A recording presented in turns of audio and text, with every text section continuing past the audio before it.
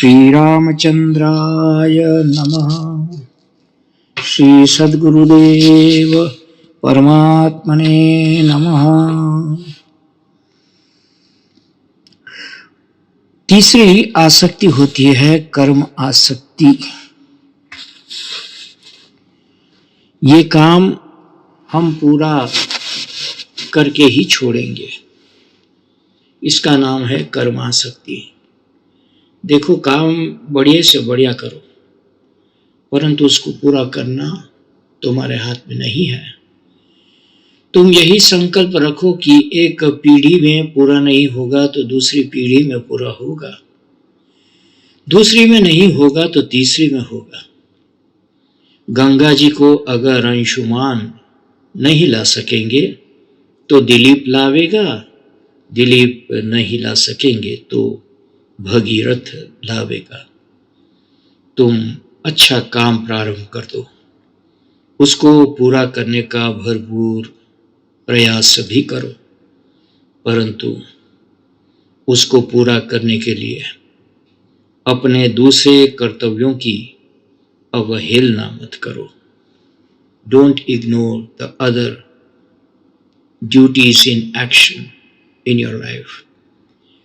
हमको एक महात्मा ने बताया था कि काम प्रारंभ करना तो तुम्हारे हाथ में है, तुम्हारे अधीन है, किंतु उसको पूरा करना परमेश्वर के हाथ में है।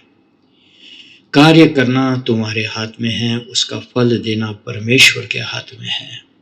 इसलिए तुम जो तुम्हारे हाथ में है उसी का आग्रह रखो।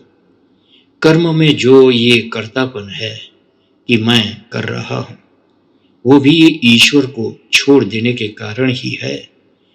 नहीं तो ईश्वर यदि प्रेरणा नहीं देता, निर्वाह की शक्ति नहीं देता, तो आप कर्म कैसे करते? इसलिए जिसने प्रेरणा दी है, जो निर्वाह कर रहा है, वही उसका फल भी देगा। अपने को तो यंत्र की तरह, मशीन की तरह कर्म करते जाना चाहिए। सबसे बढ़िया सेवक कौन है? वही है जो हुक्म हो कि करो तो करना प्रारंभ कर दे, और जब हुक्म हो कि बस बंद करो तो छोड़ दे। यदि वो मना करने पर भी करने लगता है तो मानना पड़ेगा कि मालिक के लिए नहीं कर रहा है, मालिक की आज्ञा के लिए नहीं कर रहा, बल्कि अपनी वासना की पूर्ति के लिए कर रहा है। परंतु कर्म की व्याख्या यहीं पूरी नहीं होती। इसकी दो कक्षाएं, दो लेवल्स होते हैं, दो गणित और भी है। देखिए, फलासक्ति से काम करना संसार है और कर्मासक्ति से काम करना परिश्रम है।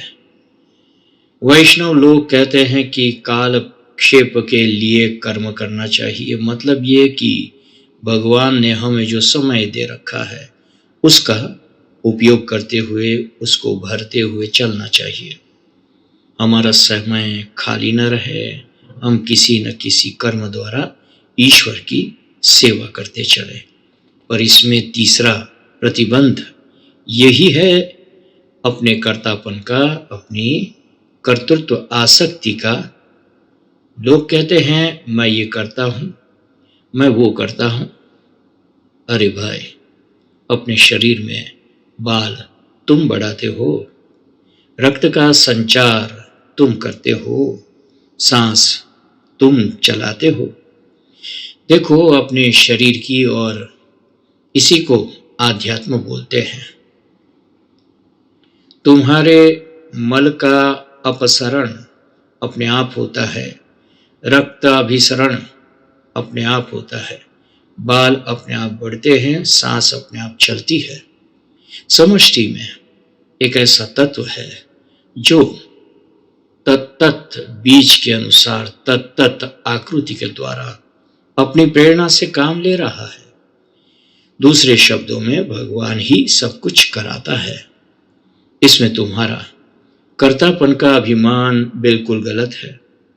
एक बात और है, ये जो पाप पुण्य लगते हैं, केवल कर्ता को ही लगते हैं। जो अपेक्षा बुद्धि से काम करता है उसी को वह काम चिपकता है। अमुक काम करने से हमारा ये कष्ट दूर हो जाएगा, अमुक काम करने से हमको ये मिल जाएगा। ये अपेक्षा बुद्धि ही संस्कार उत्पन्न करती है। जहाँ हमारे कर्म में कुछ लेना देना या करने का अभिमान नहीं है, वहाँ संस्कार उत्पन्न नहीं होंगे। उससे न तो पुनर्जन्म होगा, न नरक मिलेगा, न स्वर्ग मिलेगा, और न बाद में वो बात याद आकर चुभेगी। संस्कार इस जीवन में भी तकलीफ देते हैं, वे बार बार याद आकर मन में चुभते हैं। जब हम इस अपेक्षा से काम करते हैं कि ये चीज हट जाए, ये चीज सट जाए, ये चीज मिल जाए, इसी को कर्तृत्व आसक्ति बोलते हैं। कर्म का फल यही उदय होता है। इसके अतिरिक्त एक है अकर्तृत्वासक्ति। सांख्य के अनुसार विवेक कर लिया कि हम कुछ नहीं करते, अकर्मणि च कर्मयः। बुद्धिमान पुरुष का काम यह है कि वो चुपचाप बैठने को भी अपना काम समझ ले। क्यों हाथ पांव बांध कर बैठे हो? अकर्मण्यता तो दुखद है। जो ये कहता है कि हम काम नहीं करेंगे, वो भी दुख को बुलाता है। जो अभिमान करता है कि मैं काम करता हूँ, वो भी दुख को बुलाता है अपने पास। और जो काम पूरा करने के लिए व्याकुल हो जाता है, वो भी दुख को बुलाता है। जो अपने कर्तव्य समझकर नहीं अपितु कोई पदार्थ या पुरस्कार पाने के लिए काम करता है, उसको भी दुख होता है। अतः फलासक्ति, कर्मासक्ति, कर्तृत्व आसक्ति और अकर्तृत्व आसक्ति, ये चारों दुखदायी है। जब तत्व ज्ञान हो जाता है, जब परमेश्वर की राय से हमारी राय मिल जाती है, जैसे आप कहते हैं जो थारी राय सो मारी राय, अथवा राजी है हम उसी में जिसमें तेरी रजा है, वैसे ही ईश्वर की राय हमारी राय हो जाती है।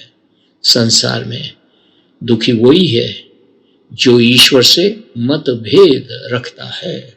जिसका ईश्वर से मतभेद नहीं है वो दुखी ही नहीं। आप देखो, ईश्वर और कहाँ जीव, कहाँ ईश्वर। जीव ने अपनी अकल अलग लगाई और ईश्वर की अकल को स्वीकार नहीं किया, तो उसे सुख कैसे मिल सकता है? किंतु जिसकी बुद्धि ईश्वर की बुद्धि से एक हो जाती है, उसके लिए जो कुछ भी होता है उसमें वो सुखी रहता है, शांत रहता है। अब कर्मयोग और संन्यास की बात लीजिए। वास्तव में कर्म और संन्यास दोनों बुद्धि योग के ही अंग है। संन्यास कर्मयोगश्च न श्रेयस्करावुभौ। वही रास बिहारी परमानंद कंद भगवान श्री कृष्ण, वही सर्वज्ञ भगवान श्री कृष्ण और वही सर्वशक्तिमान भगवान श्री कृष्ण है। सत्ता की प्रधानता से सर्वज्ञ है, चेतना की प्रधानता से, और रास बिहारी है आनंद की प्रधानता से। भीष्म शक्तिशाली भी है और ज्ञानी भी है, परंतु आनंद का जो विकास परमेश्वर में है, श्री कृष्ण में है, वो भीष्म में नहीं। श्री कृष्ण स्पष्ट रूप से बुद्धि के अंदर बैठे हुए और बार बार अपनी ओर हमारा ध्यान आकर्षित करते हैं। कभी कहते हैं कि बुद्धौ शरणम अन्विच्छ, तुम्हारी बुद्धि में ही तुम्हारी शरण अर्थात आश्रय वस्तु छिपी हुई है, उसे वही ढूंढो। कभी बोलते हैं तमेव शरणम गच्छ, उसकी शरण में आओ। कभी कहते हैं मामेकम शरणम व्रज, मेरी शरण में जाओ। यहाँ बुद्धौ में जो अर्थ है वही तमेव में भी है और वही मामेकम में भी है।